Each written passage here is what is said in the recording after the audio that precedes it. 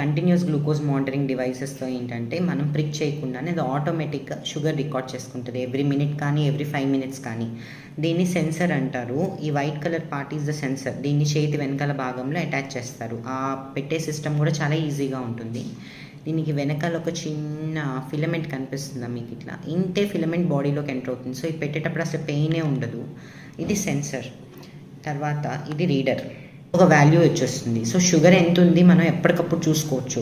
So for example ఫలానా food తిన్న తర్వాత నా షుగర్ పెరుగుతుందా లేదా అనేది వెంటనే ఈ రీడర్ని ఇట్లా దగ్గరికి పెట్టేస్తే మనకి రికార్డింగ్ వచ్చేస్తుంది. సో దానివల్ల మనం ఎలాంటి ఫుడ్ తీసుకుంటున్నాము, ఏం ఫుడ్ తీసుకుంటే షుగర్ పెరుగుతుంది అనేది మనం ఈజీగా చెక్ చేసుకోవచ్చు.